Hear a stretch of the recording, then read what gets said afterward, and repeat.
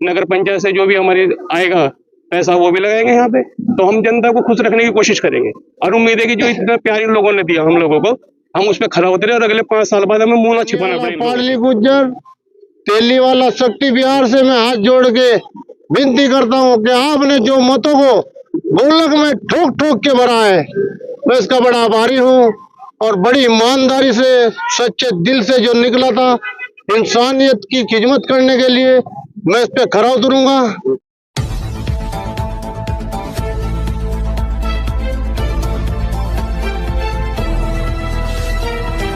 दोस्तों स्वागत है आप सभी का हमारे चैनल यू न्यूज में और मैं हूं आपके साथ में मोहम्मद आलम। पाडली गुज्जर नगर पंचायत की अगर हम बात करें तो इस नगर पंचायत को हमने लगातार कवर किया और जो भी अपडेट रही वो आप तक भिजवाते रहे, लेकिन इस नगर पंचायत पर जो अपडेट बड़ी आनी रही थी वो देर रात्रि अपडेट मिली और इस नगर पंचायत सीट पर जीत का परचम लहराया कांग्रेस प्रत्याशी सहरून ने।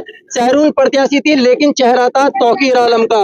और अब हमारे साथ में तौकीर जी यहाँ पर उपस्थित हैं, सफदर एडवोकेट उपस्थित हैं, जो कि पाडली गुज्जर राजनीति में एक बड़ा चेहरा है। और अगर बात करें इस चुनाव की तो इस चुनाव में अगर तौकीर जी ने जीत का परचम लहराया है तो इसमें बड़ा सहयोग जो माना जाएगा वो सहयोग माना जाएगा सफदर एडवोकेट का। और क्या पूरा प्रकरण रहा, कैसे यहाँ तक का सफर रहा, बात करेंगे। सबसे पहले तौकीर जी स्वागत है आपका हमारे चैनल में। पहले तो पूरे देशवासियों को 26 जनवरी की शुभकामनाएं। और ये जो चुनाव हुआ है ये जनता का चुनाव था, किसी नेता का चुनाव नहीं था। ना मैं पहले नेता था, ना आज नेता हूँ, ना आगे नेता रहूंगा। जनता खुद चुनाव लड़ रही थी, सर समाज चुनाव लड़ रहा था और सर समाज ने जो चुनाव लड़ा है वो सर समाज ने गोलक में दिखाया भी है कि हाँ सर समाज एकजुट होके साथ तौकीर के साथ खड़ा है। वो मैं जनता का पनियाला पाडली गुज्जर तेलीवाला शक्ति बिहार से मैं हाथ जोड़ के विनती करता हूँ कि आपने जो मतों को गोलक में ठोक ठोक के भरा है, मैं इसका बड़ा आभारी हूँ। और बड़ी ईमानदारी से सच्चे दिल से जो निकला था इंसानियत की खिदमत करने के लिए, मैं इस पे खरा उतरूंगा।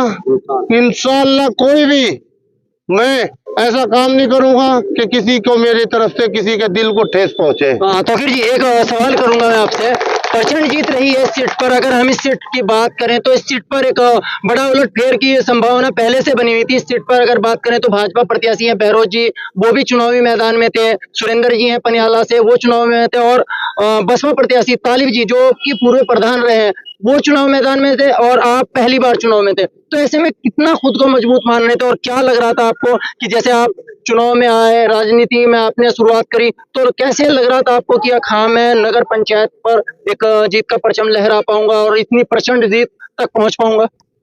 फिर मैंने कहा कि मैंने कोई चुनाव नहीं लड़ा, मैं कोई परचम लहराने के लिए तो नहीं गया था।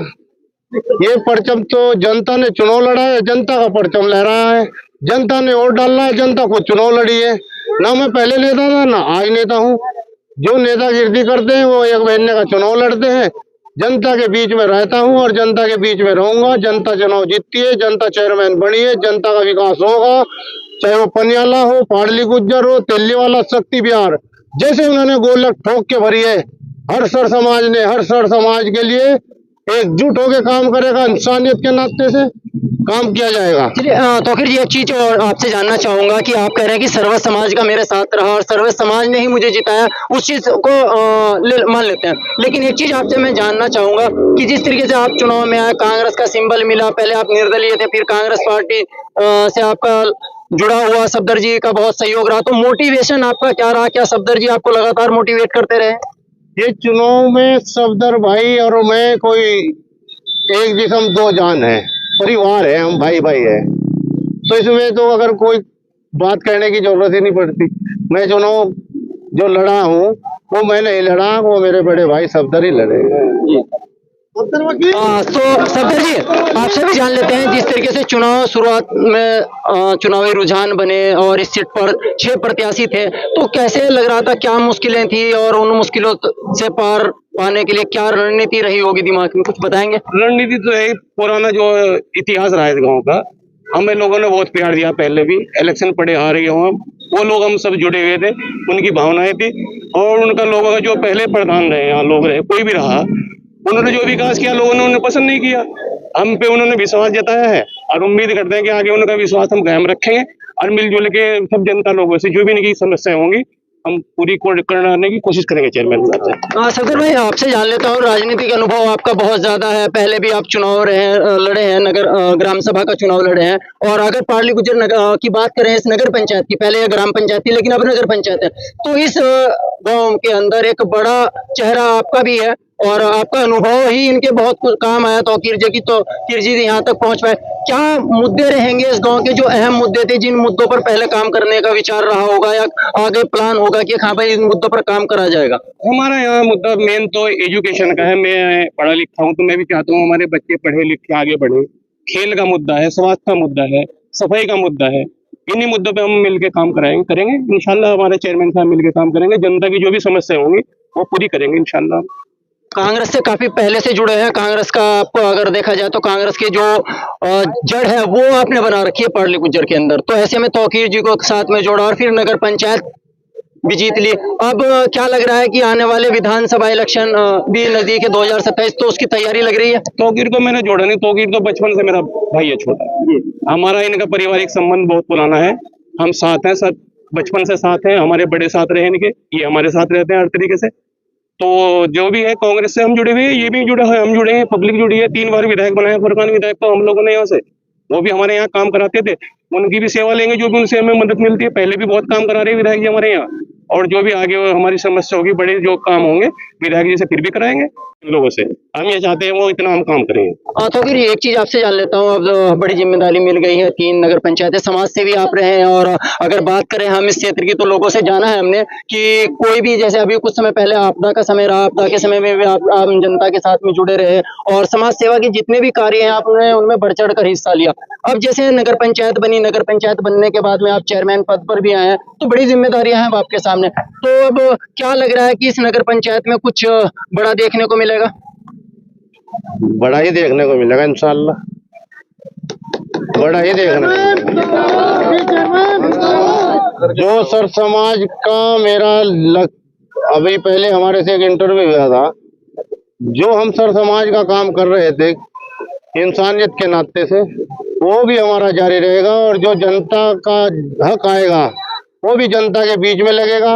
जैसे हमारे बड़े भाई ने बोला कि विधायक जी की योजना जो होगी हमारे क्षेत्र की वो लाई जाएगी, एमपी से जो होगी वो भी लाई जाएगी, उससे ऊपर की भी होगी। जहां पर भी हमारा हिस्से का बैठता होगा वो हम अपना हिस्सा लाने का काम करेंगे, हम ऊपर तक जाके अपना हक मांगने का काम करेंगे और जनता के बीच में लगाएंगे और बड़ी ईमानदारी से लगाएंगे और तीनों गांव में लगाएंगे, किसी को भी निराशा नहीं आने देंगे।